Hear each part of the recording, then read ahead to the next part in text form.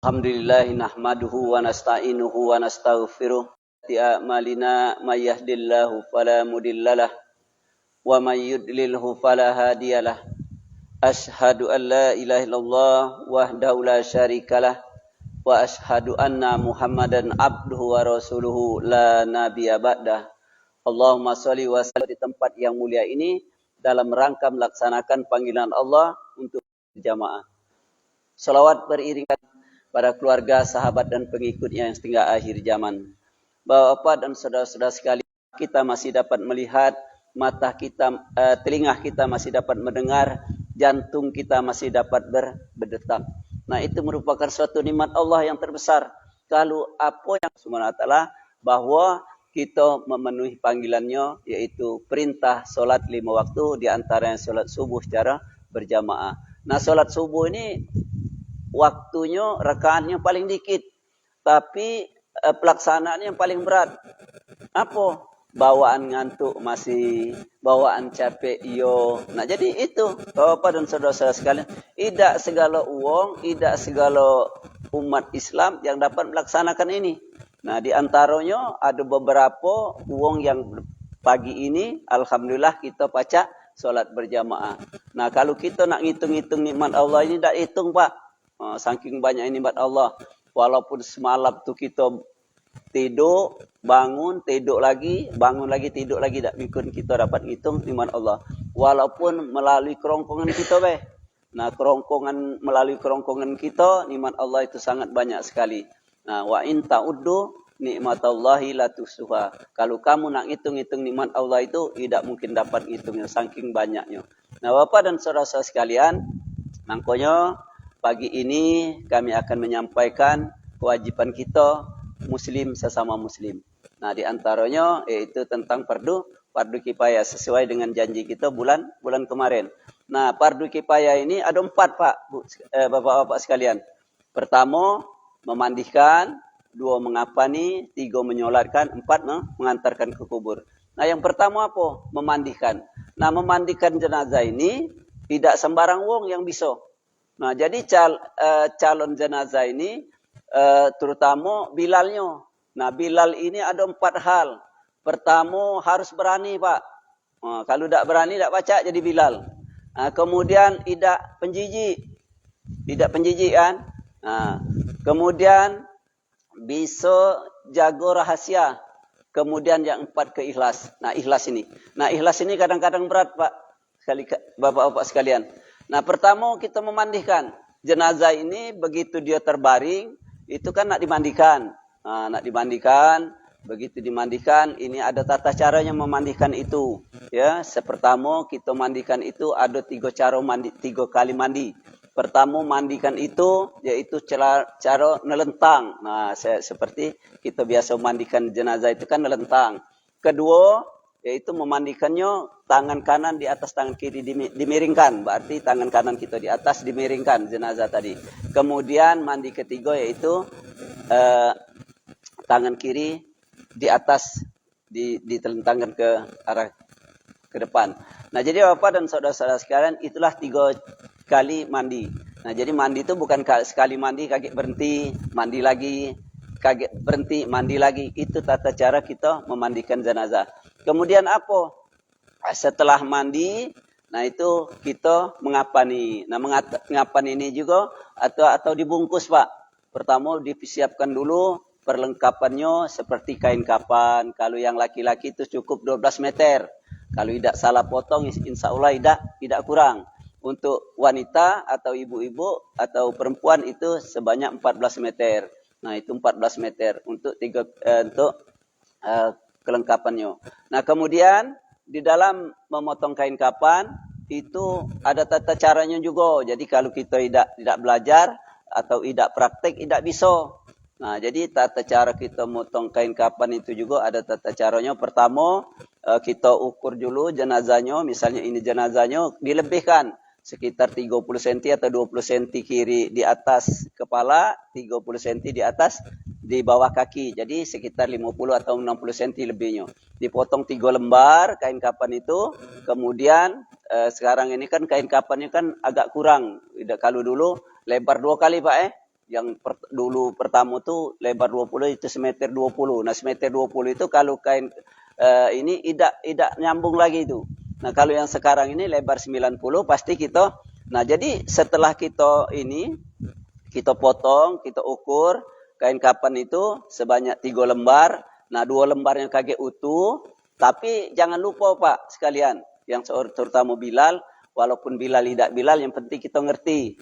Nah, jadi pertama kita potong, kita buang dulu pinggirnya. Setelah kita potong 3 lembar yang sama ukuran sama, kita buang pinggirnya yang berjahit itu. Yang berjahitnya dibuang, kiri kanannya dibuang, kemudian yang 2 lembar utuh, yang 1 lembarnya kita belah 2. Nah, dibagi 2. Yang 1 lembar dibagi 2 kagak dijahit, ditemukan yang dibagi 2 tadi ditemukan dengan yang utuh tadi. Nah, jadi kagak kan dia 2 lapis.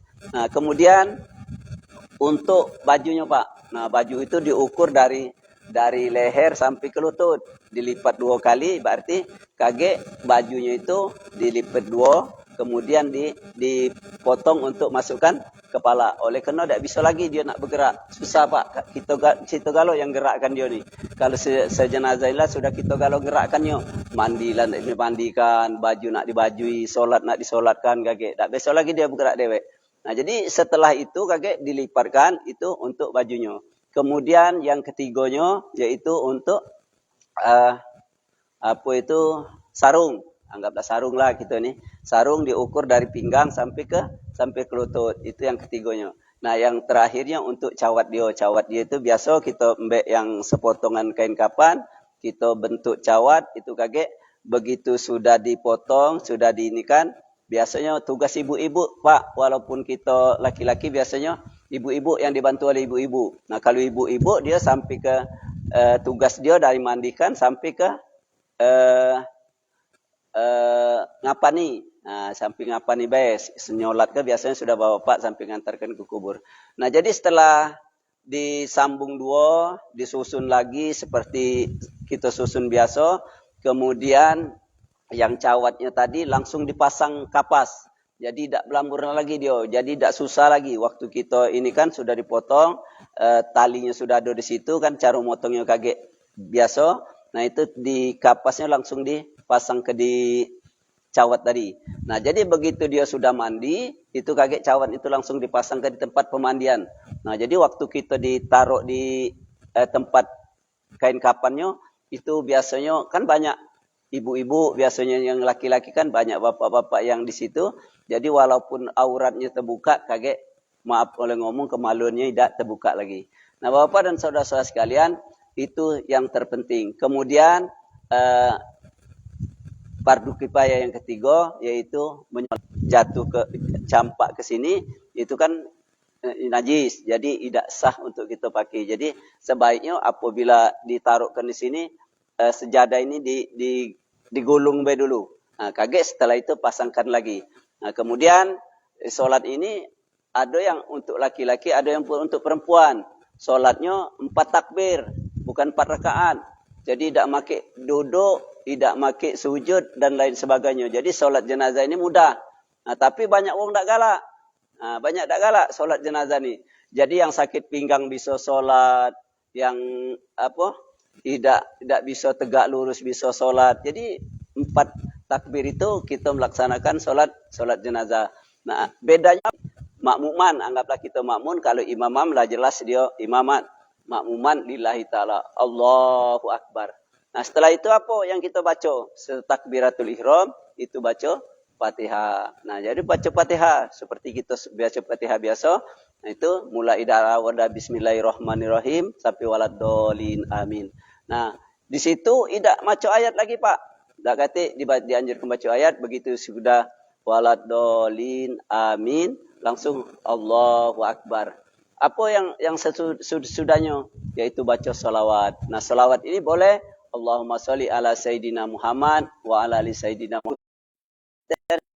Allahumma la tahrimna ajrahu wa la tatina ba'dahu wa ighfir lana walahu wa li ihwaninal ladzina sabaquna bil iman wa la taj'al fi qulubina ghillal lil ladzina amanu rabbana innaka ra'ufur rahim. Nah, itu sudah selesai kewajiban kita dari muslim satu ke muslim yang lain. Nah, kena tak baca Pak. Kita ini galak tidak galak, ini pokoknya itu harus bertemu dengan kita. Terutama kita di lingkungan kita. Tidak pacak kita tidak bertemu kematian. Kematian ini sudah ketentuan Allah. Walaupun kita tolak masih ketemu dengan mati. Nah, tidak uang, tidak kita.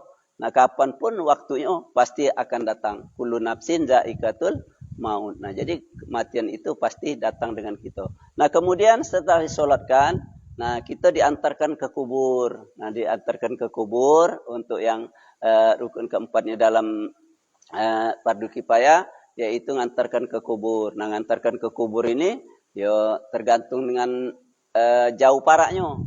Kalau cak wong kuto itu biasanya dia walaupun dari kuto sampai ke kandang kawat itu dia tetap berjalan Pak. Nah, jadi kalau kita nih walaupun dekat kadang-kadang pakai mobil jenazah. Ini walaupun di sini kan dekat. Nah, dia kita tidak perlu jauh sebenarnya. Dari kuto itu ke kandang kawat itu berapa kilo itu. Nah, tapi oleh karena dia ininya itu semangat dia, makanya dia diantarnya dengan berjalan kaki. Nah, kemudian setelah datang ke kubur, itu biasanya kita kan kuburnya sudah disiapkan oleh penggali kubur. Nah, itu kaget jenazah itu datang ke situ dibuka dulu Pak. Nah, kaget kalau dibuka, yang kain kapan tadi dibuka, kemudian seluruh ikatan kain kapan itu dibuka kalau yang limo-limo yang dibuka, kemudian hidung yang jenazahnya dimiringkan kakek, jangan telentang. Nah, jadi dimiringkan. Nah, jadi kalau tadi itu dia telentang mak ini kan, kepalanya telentang mak ini, kemudian kakek misalnya itu kiblatnya kan dimiringkan ke sini, ini hidungnya, nah dimiringkan itu Pak, dimiringkan. Sudah tuh kakinya agak ditekukkan dikit. Jangan lurus, itu agak ditekukkan dikit. Ngapa? Karena kakek hidung dia ini ada tanah gumpalan-gumpalan yang biasalah sudah dibulat-bulatkan itu diciumkan dengan di hidung dia. Yang tanah yang diciumkan. Jangan lupa kakek kalau kita misalnya jadi Bilal atau keluarga kita atau saudara kita, tetangga kita yang meninggal, kalau kadang-kadang kan lupa. Nah, kadang-kadang lupa untuk itu ambil tanah ciumkan. Sudah itu kemudian di ujungnya kakinya juga. Yaitu di ujung kaki, di jempol kaki itu disentuhkan dengan tanah juga.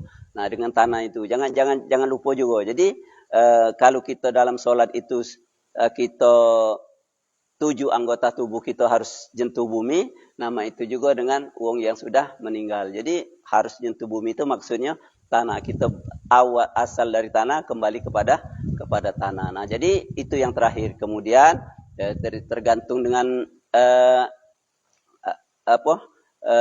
kebiasaan kita. Kebiasaan biasanya nak diazankan, silahkan diazankan. Kalau ada keluarga nak azankan. Kalau yang tidak juga, tidak apa-apa. Nah, jadi Bapak dan saudara-saudara sekalian, itulah kewajiban kita sesama muslim untuk saudara kita atau keluarga kita yang meninggal. Kewajiban kita 1, memandikan, 2, mengapani, 3, menyolatkan, 4, mengantarkan ke kubur. Nah, mengantarkan ke kubur ini sesudah itu dimasukkan di kubur. Nah, setelah selesai daripada penguburan itu dianjurkan untuk keluarga terutama setelah langkah kaki yang terakhir kita jangan balik dulu. Saudara-saudara kita, keluarga yang lain balik, di antara keluarga jangan balik dulu. Nah, di situ kakek ya doakanlah si jenazah tadi, doakanlah si di dalam kuburnya supaya dia diringankan di dalam siksa kuburnya. Dari pertanyaan 2 malaikat kakek mungkar dan nakir datang, itu sangat luar biasa Pak, Bu sekalian. Nah, mungkar dan nakir ini badannya itu besar, matanya merah, menggegar, pertanyaan dia itu matanya seperti bara api. Nah, jadi kalau kita tidak bisa jawab pertanyaan dia kakek, kita tidak selamat di dalam kubur kita. Nah, Bapak dan saudara-saudara sekalian, itu baik barangkali yang dapat kami sampaikan pagi ini. Kakek, setelah ini baru kita ambil satu-satu sikok-sikok, satu-satu. Misalnya, mau mana cara mandikan. Nah, kalau ini kan globalnya baik. Nah, kita ada empat hal ini kita pertama mandikan, dua mengapani, tiga menyolatkan, empat menguburkan. Nah, kaget mandi mak mano. Nah, mandinya itu cara mandi mak mano dari niatnya, kaget cara mewudukkannya. Kan ada niatnya mandi itu. Nah, ada niatnya. Kemudian wudukkannya juga ada niatnya. Sudah itu motong kain kapan, mana cara motongnya. Kalau tidak kita praktekkan, Pak, tidak bisa sekedar kita teori ini be, tidak bisa gitu. Kaget mak mana cara bungkus be gitu kan. Mak mana cara gulung kain kapan itu. Kaget gitu salah gulung, buyar dia, Pak.